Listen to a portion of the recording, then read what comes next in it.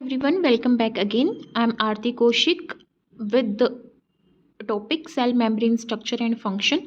In this particular video, we are going to discuss about membrane proteins as I have discussed about lipid bilayer in my previous video. So stay tuned with me and thank you so much for clicking on my video.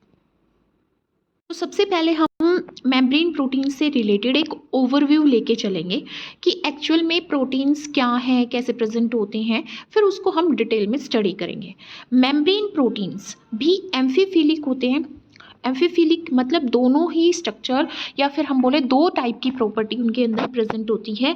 एक तो होती है कि fat loving, जिसको हम बोले कि fat soluble hydrophobic nature भी होता है, और एक होता है वाटर लविंग, जिसको हम बोलते हैं कि वाटर में डिजोल्व हो जाता है, हाइड्रोफिलिक रीजन भी होता है। क्योंकि हमें पता है कि मेम्ब्रेन में लिपिड्स भी प्रेजेंट है और प्रोटीन्स भी प्रेजेंट है, कोलेस्ट्रॉल्स भी प्रेजेंट है, ग्लाइकोलिपिड्स ग्लाइकोप्रोटीन्स भी प्रेजेंट है। तो यहाँ पे किसी भी मोलिक्यूल को ट्रांसफर करना पड़ेगा, हमें ऐसे मोलिक्यूल्स को भी ट्रांसफर करना पड़ेगा जो हमारे लिपिड सोल्यूबल है, और ऐसे मोलिक्यूल्स को भी ट्रांसफर करना पड़ेगा जो हमारे प्रोटीन सोल्यूबल है। तो कुछ प्रोटीन्स हमारे ट्रांस मेम्ब्रेन प्रोटीन्स होते हैं। ट्रांस मतलब जो मेम्ब्रेन के अलोंग प्रेजेंट हो, मतलब मेम्ब्रेन में इम्बेडेड भी हो और मेम्ब्रेन की साइटोसोलिक साइड में मतलब साइटोप्लाज्मिक साइड में भी प्रेजेंट हो और एक्स्ट्रा सेलुलर सरफेस पे भी प्रेजेंट हो।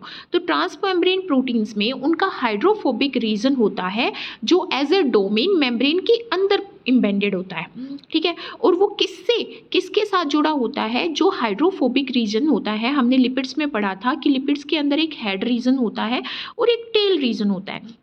तो जो टेल रीजन होता है वो हाइड्रोफोबिक होता है और हेड रीजन हाइड्रोफिलिक होता है। तो जो हाइड्रोफिलिक टेल रीजन है वो हमारा बीच में बाइलेयर की फॉर्म में प्रेजेंट है, ठीक है। तो उससे अटैच होता है वो डोमेन ट्रांस मेम्ब्रेन प्रोटीन्स का जो किसके अंदर प्रेजेंट है? मेम्ब्रेन के अंदर प्रेजेंट है, ठीक है, या मेम्ब्रेन की इंटीरियर साइड में प्रेजेंट है। उनका हाइड्रोफोबिक रीजन जो होता है ट्रांस मेम्ब्रेन प्रोटीन्स का, वो वाटर लविंग वाली साइड या फिर हम बोले तो जो हमारे लिपिड्स हैं उनके हेड रीजन वाली साइड में एक्सपोज होता है। Some of the transmembrane lipids are single pass, but कुछ होते हैं जो बहुत बार पास होते हैं। जैसे ये प्लाज्मा मेम्ब्रेन है, कुछ होंगे जो एक बार ऐसे प्रेजेंट होंगे, कुछ होंगे जो बहुत बार मेम्ब्रेन को स्पैन करेंगे, ठीक है। तो इसको मल्टी पास और हम सिंगल पास ट्रांसमेम्ब्रेन प्रोटीन में क्लासिफाई करते हैं। जो हमारे ट्रांसमेम्ब्रेन प्रोटीन है जो सिंगल पास होते हैं उनमें बेसिकली जो हमारे प्रोटीन का स्ट्रक्चर होता है वो अल्फा हेलिक्स में होता है।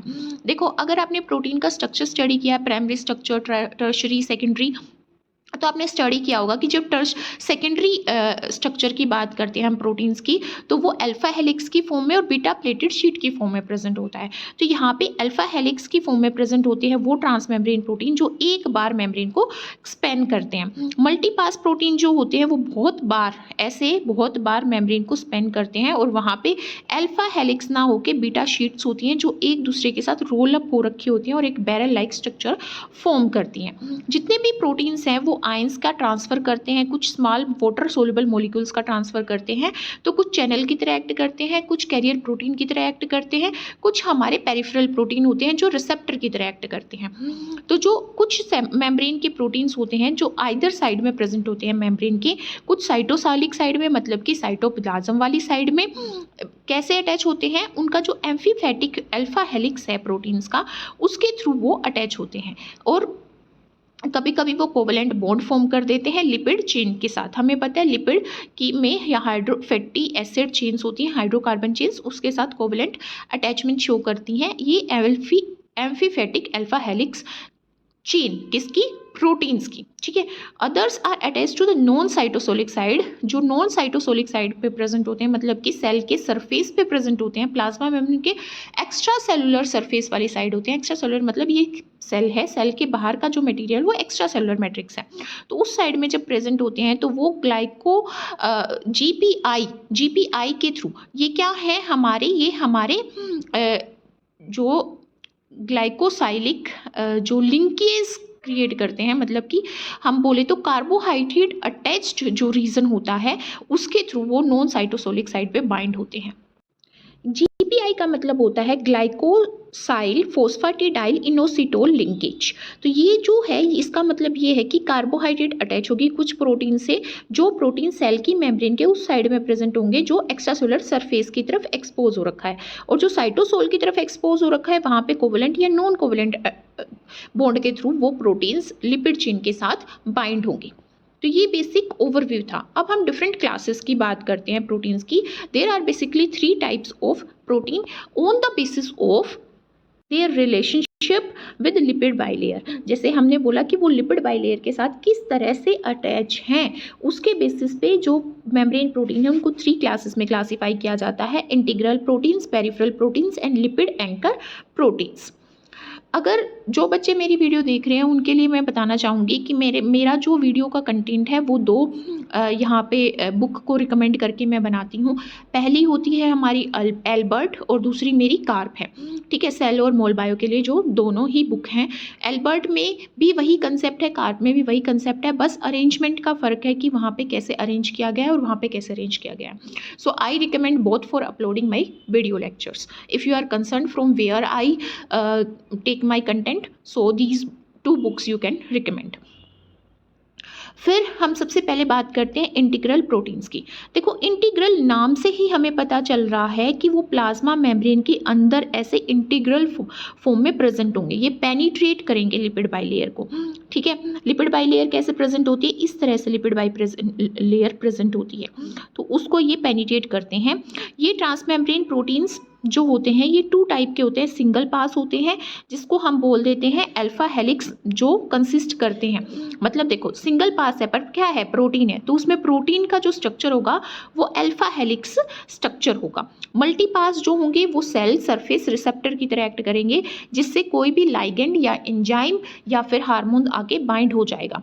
ये यहाँ पे जो बीटा शीट होंगी वो अटैच होके एक कॉम्प्लेक्स स्ट्रक्चर फॉर्म करेंगी, बैरल शीट, ठीक है। इसका एग्जांपल की बात करें तो जो एक्वापोरिन्स होते हैं, वाटर चैनल्स जो होते हैं किडनी में जो होते हैं हमारे बेसिकली, तो वहाँ पे पोरिन्स किसके बने होते हैं? मल्टी पास ट्रांसमेम्ब्रेन प्रोटीन्स के बने होते हैं। माल्टोपोरिन इसका एग्जाम्पल है। फैफ ए प्रोटीन जो आयन ट्रांसफ़र का काम करता है, आयरन ट्रांसफ़र का, वो भी क्या है? हमारा मल्टी पास ट्रांसमेम्ब्रेन प्रोटीन है।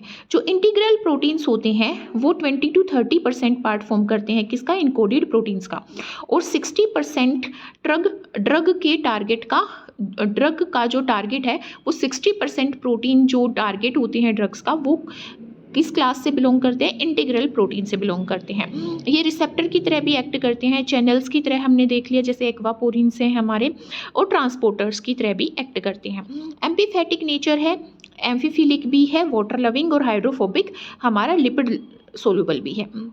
ट्रांसमेम्ब्रेन डोमेन का मतलब है जो डोमेन यहाँ पे मेम्ब्रेन के अंदर होगा, ठीक है, वो हाइड्रोफोबिक नेचर का होगा, मतलब उसमें हाइड्रोफोबिक अमाइनो एसिड प्रेजेंट होंगी, ठीक है। Here hydrophobic amino acid van der Waals interaction form करते हैं फैटी एक्राइल चेन के साथ। हमें पता है फैटी एसिड में 2 चेन होती हैं, फैटी एसिड चेन्स, और ये हमारा हेड होता है जिसमें अल्कोहल फोस्फेट ग्रुप और कोलिन या फिर कोई और ग्रुप अटैच होता है। Integral membrane proteins extra cellular surface पे ग्लोबुलर प्रोटीन्स होते हैं, ठीक है। ग्लोबुलर प्रोटीन्स होते हैं जिसमें हाइड्रोफिलिक सरफेस वाटर के साथ इंटरेक्ट कर लेता है। एग्जाम्पल की बात करें तो इसमें एक एग्जाम्पल है जिससे हार्मोन्स बाइंड होते हैं।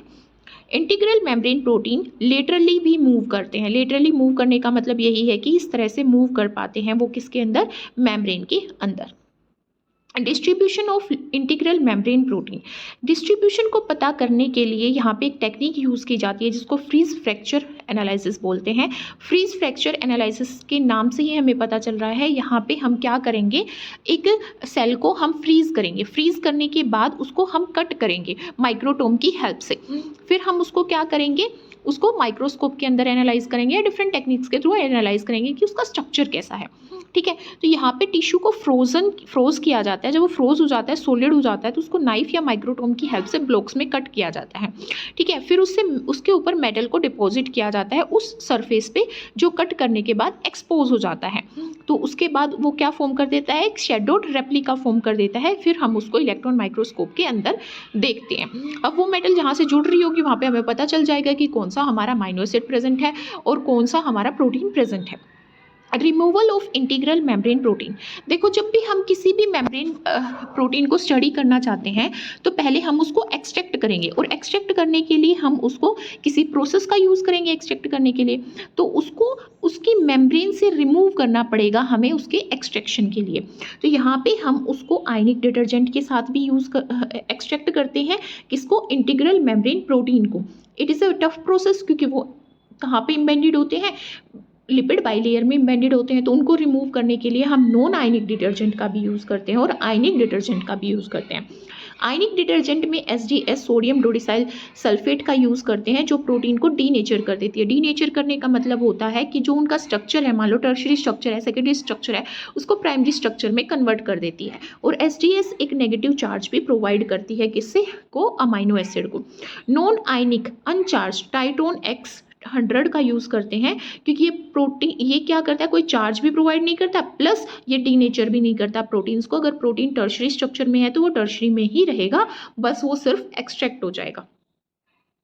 3 डायमेंशनल जो स्ट्रक्चर अगर हम स्टडी करना चाहें प्रोटीन का, तो वो एक्सरे क्रिस्टलोग्राफी के थ्रू ऑब्टेन नहीं किया जाता। इसका क्या रीज़न है कि नहीं किया जा सकता? क्योंकि वो जो प्रोटीन्स होते हैं मेम्ब्रेन में जो प्रेजेंट होते हैं, वो या तो लो नंबर में प्रेजेंट होते हैं, लो नंबर पर सेल की बात करें तो वो लो नंबर में प्रेजेंट होते हैं। इसलिए हम एक्सरे क्रिस्टोग्राफी के थ्रू उनका 3 डायमेंशनल स्ट्रक्चर नहीं पता कर पाते, और वो डिटर्जेंट्स में अनस्टेबल होते हैं। अनस्टेबल होने का मतलब ये है कि वो क्या हो जाते हैं? डीनेचर्ड हो जाते हैं, मतलब अपने सेकेंडरी और टर्शरी स्ट्रक्चर से वो प्राइमरी स्ट्रक्चर में कन्वर्ट हो जाते हैं और वो एग्रीगेट हो जाते हैं। जैसे वो प्राइमरी स्ट्रक्चर में कन्वर्ट होंगे और फिर दोबारा से उनको ऐसी फेवरेबल कंडीशन मिलेंगी तो वो एक दूसरे के साथ एग्रीगेट फॉर्म कर देते हैं बॉन्डिंग करके, ठीक है। तो उनको स्टडी करना मुश्किल हो जाता है। और वो ग्लाइकोसाइलेशन एक प्रोसेस होती है जिसमें शुगर को हम किसमें? प्राइमरी प्रोटीन के साथ बाइंड कर देते हैं, और ये हमारी किस में होती है? गोल्गी एपरेटस में होती है। और ये यहाँ पे मॉडिफिकेशन की एक प्रोसेस है जो मोस्टली हमारी एनिमल सेल्स में परफॉर्म की जाती है, जिसके थ्रू हम जो हमारा प्राइमरी mRNA बनता है उसके साथ हम बाइंड करते हैं किसको? कार्बोहाइड्रेट को।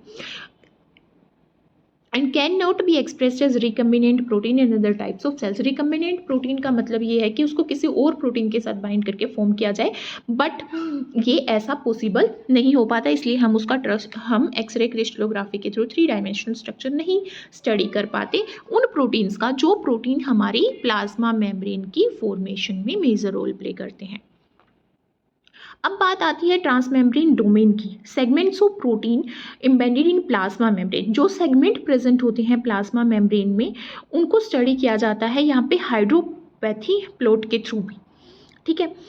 जो हमारे ट्रांसमेम्ब्रेन प्रोटीन्स हैं ये strong 20 non polar amino acid की एक चेन को कंसिस्ट करते हैं मोस्ट ऑफ द टाइम, ठीक है। जो मल्टी पास प्रोटीन होते हैं वो तो 10 to 20 non polar amino acid को कंसिस्ट करते हैं, बट जो सिंगल पास होते हैं उसमें लेस देन 10 अमाइनो एसिड हो सकते हैं, ठीक है। तो वो इसने बोला consist strong 20 non polar amino acid जो कोर को स्पेन करेंगे as alpha helix. Alpha helix favoured conformation है प्रोटीन्स में। ऐसा क्यों है? क्योंकि इसकी वजह से मैक्सिमम हाइड्रोजन बॉन्ड फॉर्म हो पाते हैं पॉलीपेप्टाइड बैकबोन में। पॉलीपेप्टाइड मतलब प्रोटीन, वो प्रोटीन चेन जिसमें बहुत सारे अमाइनो एसिड पेप्टाइड बॉन्ड के थ्रू जुड़ रहे हैं, तो उस चेन में बहुत सारे हाइड्रोजन बॉन्ड फॉर्म होने के चांसेस रहते हैं अगर वो अल्फा हेलिकल स्ट्रक्चर है तो। Knowing the amino acid sequence of an integral membrane protein, we can usually identify the transmembrane segment. तो transmembrane segment को identify करने के लिए हमें amino acid segment का पता होना चाहिए, और उसको पता करने के लिए हम कौन सा प्लॉट यहाँ पे यूज़ करते हैं? Hydropathy plot. अब हाइड्रोपैथी जो प्लॉट है उसको ड्रॉ करने का क्राइटेरिया क्या है? उसका बेसिक बेस क्या है, मतलब उसका प्रिंसिपल क्या है, वो किसके ऊपर बेस होता है? तो उसका क्राइटेरिया क्या है कि कुछ प्रोटीन्स लिपिड सोल्यूबल भी होते हैं क्योंकि वो एम्फीफैटिक नेचर की हैं, उनमें उनके अंदर हाइड्रोफिलिक एंड हाइड्रोफोबिक दोनों तरह का नेचर है। बट हमने ये स्टडी किया कि जो मेम्ब्रेन जो हमारे प्रोटीन्स होते हैं उनके अंदर जो मेम्ब्रेन को स्पेन करने वाला रीजन है, जैसे ये वाला जो रीजन है जो मेम्ब्रेन के लिपिड बाइलेयर में एम्बेडेड होगा, वहाँ पे हाइड्रोफोबिक अमाइनो एसिड प्रेजेंट होंगे। हाइड्रोफोबिक मतलब लिपिड सोल्यूबल, तो ये लिपिड सोल्यूबल होते हैं second, energy date would be required, energy की जरूरत पड़ेगी उनको नॉन पोलर मीडियम से एक्वस मीडियम में ट्रांसफर करने के लिए। A large number of membrane protein contain channels, channel मतलब मेम्ब्रेन को स्पेन करने वाले बीटा स्ट्रैंड्स कंसिस्ट करते हैं, उन चैनल्स के थ्रू आयन मूव करते हैं। तो ये 3 क्राइटेरिया है जिनके बेसिस पे हाइड्रोपैथी प्लॉट ड्रॉ किया जाता है ट्रांस मेम्ब्रेन डोमेन या फिर हम बोले तो सेगमेंट का पता करने के लिए। अब जैसे हमने यहाँ पे बात की कि फ्री एनर्जी की जरूरत होती है ट्रांसफ़र करने के लिए सक्सेसिव सेगमेंट को एक पॉलीपेप्टाइड चेन के नॉन पोलर सोलवेंट से वाटर सोल्यूबल साइड में। तो यहाँ पे जब हम बोलते हैं कि फ्री एनर्जी चाहिए तो वो फ्री एनर्जी किसके ऊपर डिपेंड करेगी, अमाइनो एसिड की कंपोजिशन के ऊपर डिपेंड करेगी। तो यहाँ पे जो ये कैलकुलेशन की जाती है कि क्या कंपोजिशन है सेगमेंट की, मतलब कंपोजिशन कैसे पता चली, कितनी एनर्जी चाहिए उन अमाइनो एसिड को ट्रांसफ़र करने के लिए। तो ये जो कैलकुलेशन है ये किसके बेसिस पे की जाती है, ये साइज़ के बेसिस पे की जाती है। किसका साइज़, अमाइनो एसिड का साइज़। तो यहाँ पे हम एक फिक्स साइज़ लेके चलते हैं, 10 to 20 अमाइनो एसिड हम यहाँ पे लेके चलते हैं, ठीक है। और एक हाइड्रोपैथी इंडेक्स ड्रॉ करते हैं वो सेगमेंट का, जो हम वाई एक्सिस के साइड में ड्रॉ करते हैं, और अमाइनो एसिड का जो नंबर है वो लिखते हैं हम एक्स एक्सिस के साइड में। तो एक पॉजिटिव वैल्यू जो आती है यहाँ पे, जो पॉजिटिव वैल्यू आ रही है उस पॉजिटिव वैल्यू इंडिकेट करती है कि जो फ्री एनर्जी है उसकी रिक्वायरमेंट हुई अमाइनो एसिड को वाटर वाली साइड में ट्रांसफ़र करने के लिए। इसका मतलब ये है कि जो सेगमेंट है अमाइनो एसिड का वो हाइड्रोफोबिक है, क्योंकि एनर्जी तभी तो लगेगी जब वो वाटर हीटिंग होगा, और वाटर हीटिंग होने के लिए उसको हाइड्रोफोबिक होना पड़ेगा, मतलब लिपिड सोल्यूबल होना पड़ेगा। तो यहाँ पे जो पॉजिटिव साइन है वो ये रिप्रेजेंट कर रहा है कि जो अमाइनो एसिड का सेगमेंट है वो हाइड्रोफोबिक नेचर का है। And the value assigned is an index of a amount energy needed. तो यहाँ पे जो वैल्यू असाइन हो रखी है उसका मतलब है कि कितनी एनर्जी यहाँ पे चाहिए उस सेगमेंट को मूव करने के लिए। जो पीक आती है हाइड्रोपैथी इंडेक्स में वो हाइड्रोफोबिक सेगमेंट की पोजीशंस पे अपीयर होती हैं जहाँ पे अमाइनो एसिड सीक्वेंस प्रेजेंट हो। जैसे हमें यहाँ पे 2 प्रोटीन दिख रहे हैं, एक ए प्रोटीन है ग्लाइकोफोरिन, दूसरा है बैक्टीरियोरोडोप्सिन प्रोटीन, ठीक है। 2 प्रोटीन हैं, दोनों के हाइड्रोपैथी प्लॉट यहाँ पे हमें मिल रहे हैं।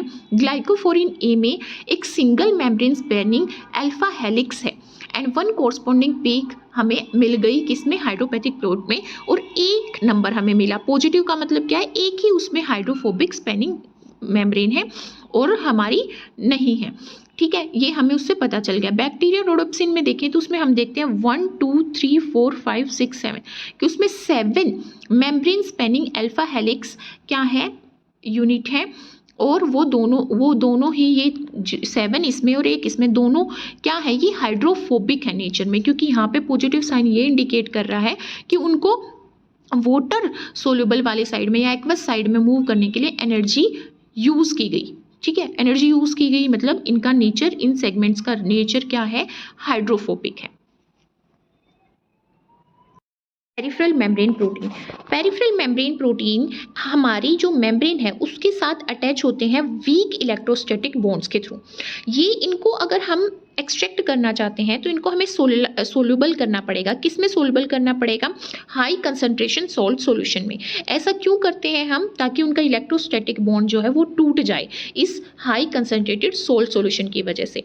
ऑन द साइटोसोलिक साइड देखो यहाँ पे ये एक मेम्ब्रेन है, ये इसका एक्स्ट्रा सेलुलर मैट्रिक्स फेस है, एक्स्ट्रा सेलुलर मैट्रिक्स फेस है, और ये हमारा साइटोसोलिक फेस है, ठीक है। ये वाला साइटोसोलिक फेस है और ये वाला एक्स्ट्रा सेलुलर मैट्रिक फेस है।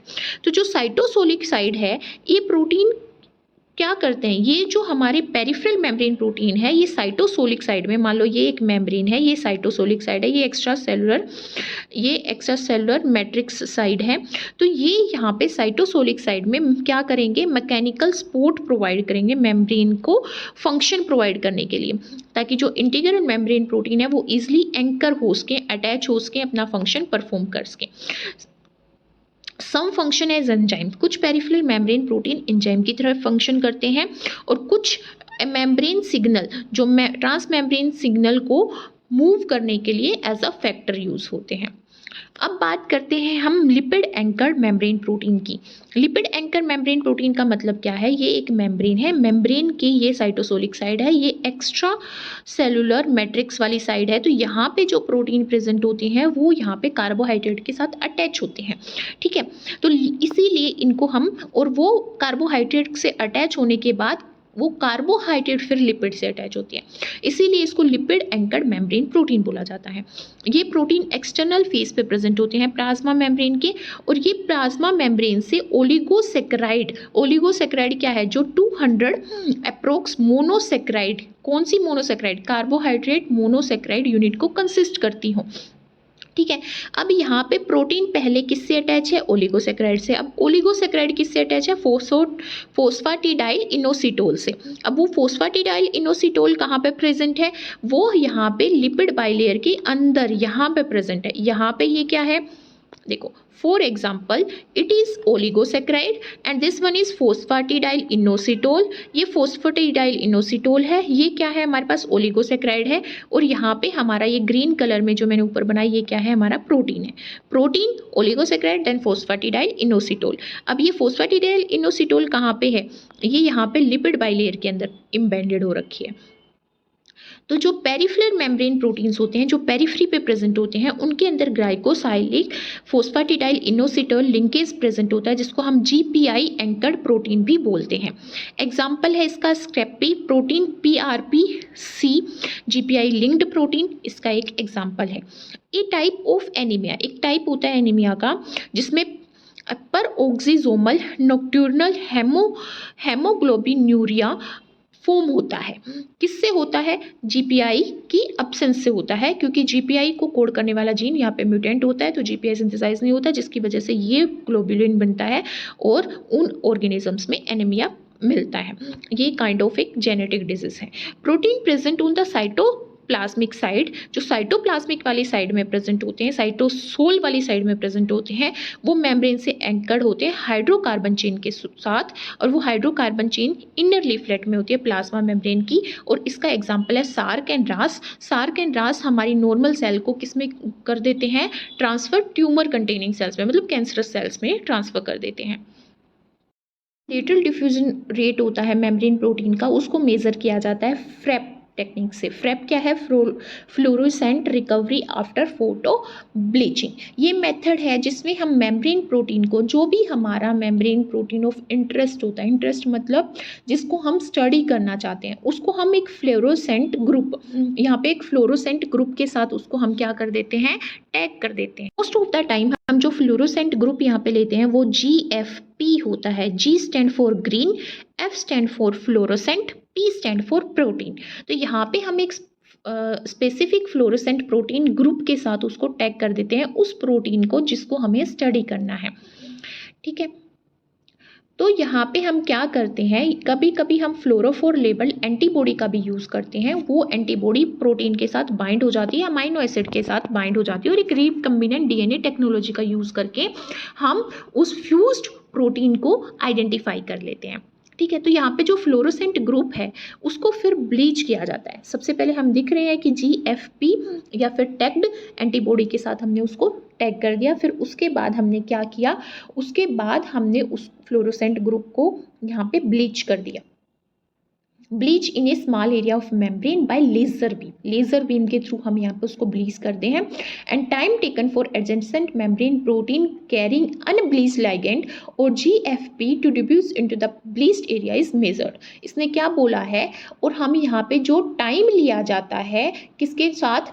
साइड वाले मेम्ब्रेन प्रोटीन के साथ जो कैरी कर रहा है अनब्लीच्ड लिगैंड को, या फिर हम बोले GFP को डिफ्यूज होने के लिए इसमें ब्लीच्ड एरिया में उसको मेज़र करते हैं। पहले हमने क्या पढ़ा? सबसे पहले फ्रेब में हम अपने जो भी हमें प्रोटीन स्टडी करना है उसको हम लेबल करेंगे या टैग करेंगे। टैग करने के लिए हम फ्लोरोफोर एंटीबॉडी या फिर फ्लोरोसेंट GFP का यूज़ करेंगे। फिर उसके बाद हम मेम्ब्रेन के एक रीजन को लेज़र बीम की हेल्प से ब्लीच कर देंगे।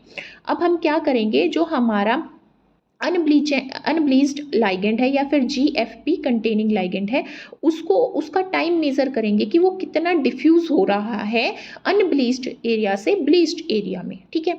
फिर हम क्या करते हैं, फिर हम फ्रेप मेज़रमेंट करते हैं जिसके थ्रू हम फ्लोरोसेंट रिकवरी मेज़र करते हैं। फ्लोरोसेंट रिकवरी का मतलब क्या है, हम यहाँ पे एस्टिमेट करेंगे डिफ्यूज़न कोफिशिएंट किसके लिए, मार्क्ड सेल सरफेस प्रोटीन के लिए।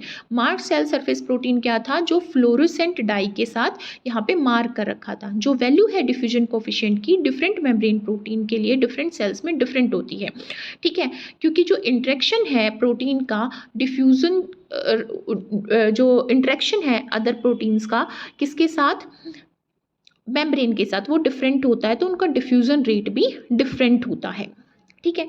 तो ये यहाँ पे जो फ्रेप टेक्निक होती है, जो फ्रेप टेक्निक होती है उसमें हम क्या करते हैं, जो ब्लीच्ड रीजन है फ्लोरोसेंस का, वहाँ पे कितना डिफ्यूज़न हो रहा है उस टैग्ड प्रोटीन का, उसके टाइम को मेज़र करते हैं, और टाइम और ब्लीच्ड रीजन की जो फ्लोरोसेंस है उसको एक दूसरे के साथ ग्राफिक फॉर्म में हम यहाँ पे ड्रॉ करते हैं और हमें डिफ्यूजन कोफिशिएंट मिल जाता है। ये डिफ्यूजन कोफिशिएंट वेरी करता है डिफरेंट सेल में और डिफरेंट प्रोटीन के लिए। अब डिसएडवांटेज क्या है फ्रेप की, डिसएडवांटेज ये है कि फ्रेप डिस्टिंग्यूश नहीं कर पाता प्रोटीन्स के बीच में जो ट्रूली इमोबाइल है, and one that can only diffuse over a limited distance in the time allot. इसने ये बोला है ये दो प्रोटीन के साथ डिस्टिंग्यूश नहीं कर पाएगा, एक वो प्रोटीन जो बिल्कुल भी मूव नहीं करता, दूसरा वो प्रोटीन जो थोड़ी सी डिस्टेंस मूव करता है, इसीलिए हम फ्रेप को यूज़ नहीं कर सकते मोस्ट ऑफ द टाइम, और we can say it is the disadvantage of FRAP. फिर इसका एक अल्टरनेट होता है SPT, सिंगल पार्टिकल ट्रैकिंग। यहाँ पे हम इंडिविजुअल मेम्ब्रेन प्रोटीन मोलिक्यूल को लेबल करते हैं फ्लोरोसेंट मोलिक्यूल के साथ। अगेन GFP को हम यूज़ करेंगे, ग्रीन फ्लोरोसेंट प्रोटीन को यूज़ करेंगे जो माइक्रोस्कोप के अंडर क्या करता है, लाइट इमिट करता है, ठीक है। फिर जो मूवमेंट है लेबल्ड मोलिक्यूल की वो फॉलो की जाएगी by a type of microscopy जिसको हम TIRF बोलते हैं, टोटल इंटरल रिफ्लेक्शन फ्लोरोसेंस बोलते हैं, जो इमेज बनाएगी, और हम बोलेंगे वीडियोग्राफी भी बोलते हैं इसको, ठीक है। इमेजिंग लेगी जो किसकी, फ्लोरोसेंट मोलिक्यूल्स की, जो वो डिफ्यूज़ करेगा मेम्ब्रेन से, तो बहुत सारी वीडियोग्राफी करेगी कि वो कैसे मूव कर रहा है, तो उससे हम आइडेंटिफाई कर पाएंगे प्रोटीन को। हम बात करते हैं रेड ब्लड सेल्स की, जो एग्जाम्पल है प्लाज्मा मेम्ब्रेन के स्ट्रक्चर का। जो रेड ब्लड सेल्स होती हैं, जो रेड ब्लड सेल्स होती हैं प्लाज्मा मेम्ब्रेन की, उनको उनके मेम्ब्रेन स्ट्रक्चर को स्टडी करने के लिए वहाँ पे से हमें प्रोटीन को एक्सट्रैक्ट करना पड़ेगा। प्रोटीन को एक्सट्रैक्ट करने के लिए हम ब्लड से RBC को लेंगे और उसको एक डाइल्यूट सोल्ट सोल्यूशन में, और we can say hypotonic salt solution में डाल देंगे। हाइपोटोनिक सोल्यूशन वो होता है जिसमें सोल्यूट की कंसनट्रेशन, देखो ये मान लो एक जार है, ठीक है, जार के अंदर मैंने हाइपोटोनिक सॉल्यूशन ले लिया, अब इसमें मैंने RBCs डाल दी, तो ये जो हाइपोटोनिक सॉल्यूशन है इसमें सोल्ट की कंसंट्रेशन, सोल्ट की, या फिर मैं कह सकती हूँ सोल्ट ही ले रही हूँ मैं इसको, तो सोल्ट की कंसंट्रेशन लो होगी एज कम्पेयर टू RBC। मतलब RBC के अंदर जो सोल्ट की कंसंट्रेशन है उसके कंपेरिजन में इस सोल्यूशन के अंदर सोल्ट की कंसंट्रेशन कम होगी, ठीक है, और वाटर की कंसंट्रेशन ज़्यादा होगी। तो वाटर यहाँ पे सोल्यूशन के अंदर ज़्यादा है इसलिए वो सेल के अंदर मूव करेगा, मतलब RBC के अंदर मूव करेगा, और RBC ऑस्मोटिक शॉक में आ जाएगी और सेल स्वेल कर जाएगी। सेल स्वेल कर जाएगी तो वो फट जाएगी, ठीक है, तो उसको क्या बोलते हैं, हीमोलाइसिस बोलते हैं। अब जैसे ही वो हीमोलाइसिस होगा तो कंटेंट जो है RBCs का वो बाहर आ जाएगा। अब कंटेंट बाहर आ जाएगा तो प्रोटीन क्या होंगे, सोल्यूबलाइज्ड हो जाएंगे, और उनको हम फ्रैक्शनड करके, मतलब कट करके, अलग अलग बैंड फॉर्म करके उनको अलग कर सकते हैं। अब उसका बैंड कैसे बनाएंगे, उसका बैंड बनाने के लिए हम पीज का यूज़ करेंगे। पीज क्या है, पॉलीएक्राइल अमाइड जेल इलेक्ट्रोफोरेसिस। अब इसको परफॉर्म करेंगे हम SGS के प्रेजेंस में। SDS हमारा क्या है, डिटर्जेंट है, सोडियम डोडिसाइल सल्फेट, जो नेगेटिव चार्ज ऐड करता है और इंटीग्रल प्रोटीन्स जो होते हैं हमारी रेड ब्लड सेल्स की मेम्ब्रेन में उनको सोल्यूबलाइज कर देता है। अब यहाँ पे जो प्रोटीन्स हैं जो हमें सेपरेट करने हैं उसको हम उसके मोलिकुलर वेट के अकॉर्डिंग अलग अलग बैंड की फॉर्म में सेपरेट कर लेंगे। अब जो हमें पता है कि जिसका लार्ज साइज होगा वो स्लोली मूव करेगा और जो जिसका कम साइज होगा वो फास्ट मूव करेगा, तो अलग अलग हमें बैंड मिल जाएंगे। अब जो सेपरेट प्रोटीन हैं उनके अंदर कौन कौन से प्रोटीन हो सकते हैं, कुछ एंजाइम हो सकते हैं, एंजाइम के एग्जाम्पल नहीं तो ग्लिसरल्डिहाइड 3-फॉस्फेट डिहाइड्रोजिनेज एंजाइम हो सकता है RBC के प्रोटीन के अंदर। कुछ ट्रांसपोर्ट प्रोटीन्स हो सकते हैं जैसे आयरन और शुगर को ट्रांसपोर्ट करने वाले प्रोटीन हो सकते हैं रेड ब्लड सेल्स की प्लाज्मा मेम्ब्रेन के अंदर। कुछ स्केलेटल प्रोटीन हो सकते हैं रेड ब्लड सेल्स की प्लाज्मा मेम्ब्रेन के अंदर, एग्जाम्पल है स्पेक्ट्रीन। सबसे ज़्यादा मोस्ट अबेंडेंट जो हमारा इंटीग्रल प्रोटीन होता है एरिथ्रोसाइट्स के अंदर, एरिथ्रोसाइट्स मतलब रेड ब्लड सेल्स के अंदर, वो होता है बैंड 3 एंड ग्लाइकोफोरिन ए।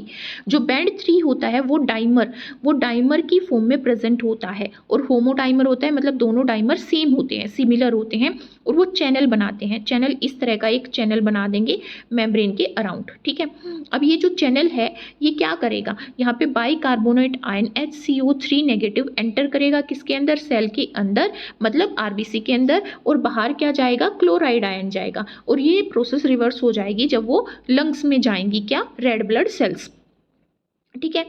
अब ग्लाइकोफोरिन की बात करें तो ग्लाइकोफोरिन वो फर्स्ट प्रोटीन है जिसका अमाइनो एसिड सीक्वेंस डिस्कवर किया गया था, और ये भी एक डाइमर होता है, और इस डाइमर में ग्लाइकोफोरिन ए के अंदर जो डाइमर है हमारा, इसमें सब यूनिट ए जो है वो स्पेन करती है मेम्ब्रेन को। ओनली जैसे ट्रांसमेम्ब्रेन प्रोटीन होते हैं उस तरह से ग्लाइकोफोरिन की हमारी जो सब यूनिट ए होती है वही मेम्ब्रेन को स्पेन करती है। इसके अंदर नेगेटिव चार्ज होता है, और वो नेगेटिव चार्ज सियालिक एसिड की वजह से होता है, और वो सियालिक एसिड किसके अंदर प्रेजेंट होता है, ग्लाइकोफोरिन के अंदर। ग्लाइकोफोरिन में क्या होगा, कार्बोहाइड्रेट प्रेजेंट होगा, कार्बोहाइड्रेट की चेन होगी, और चेन के ऊपर सियालिक एसिड प्रेजेंट होगा जो इसको नेगेटिव चार्ज प्रोवाइड करेगा। अब ग्लाइकोफोरिन रेड ब्लड सेल्स को नेगेटिव चार्ज प्रोवाइड कर रहा है, जिसकी वजह से रेड ब्लड सेल्स एक दूसरे को रिपेल करती हैं, क्योंकि सेम चार्ज हो गया उनके ऊपर, जिसकी वजह से वो एक दूसरे के साथ क्लम्प नहीं बना पाती, गुच्छा नहीं बना पाती, और वो ईजिली सेपरेटली सर्कुलेट कर पाती हैं। जो ग्लाइकोफोरिन होता है वो एक टारगेट रिसेप्टर की तरह एक्ट करता है कुछ प्रोटोजोआ के लिए, फॉर एग्जांपल मलेरिया के लिए। तो हम बोले कि ऐसे कोई ऑर्गेनिज्म है जिसमें ग्लाइकोफोरिन ए या ग्लाइकोफोरिन बी अब्सेंट है, या किसी जीन की म्यूटेंट होने की वजह से, तो उन ऑर्गेनिजम्स में या उन मैमल्स में या फिर उन ह्यूमन बींग्स में मलेरिया होने के चांसेस कम होते हैं। की बात करें, रेड ब्लड सेल्स की बात करें तो मेम्ब्रेन की स्केलेटन की बात भी करेंगे। तो यहाँ पे जो रेड ब्लड सेल्स का स्केलेटन बनाता है एक फिब्रस प्रोटीन होता है, उस फिब्रस प्रोटीन को स्पेक्ट्रीन बोलते हैं। स्पेक्ट्रीन हेटेरोडाइमर है, मतलब दो डाइमर होंगे पर वो अलग अलग होंगे, मतलब दो सब यूनिट होंगी, अल्फा और बीटा सब यूनिट, और इसकी लेंथ कितनी होती है, 100 नैनोमीटर की इसकी लेंथ होती है। ये अटैच होता है इंटरनल सरफेस पे मेम्ब्रेन के, और कैसे अटैच होता है, नॉन कोवलेंट बॉन्ड के साथ अटैच होता है, किसके साथ, पेरिफेरल प्रोटीन के साथ, और वो पेरिफेरल प्रोटीन क्या है, एनकाइरिन है, जो बाद में एनकाइरिन फिर नॉन कोवेलेंटली लिंक होता है साइटोप्लाज्मिक डोमेन के साथ, जो कि बैंड 3 मॉलिक्यूल है। अब जो स्पेक्ट्रीन फिलामेंट है वो ऑर्गेनाइज्ड होते हैं हेक्सागोनल और पेंटागोनल एरे में। हेक्सागोनल पेंटागोनल मतलब 6 यूनिट और 5 सब यूनिट उनमें अटैच होती हैं।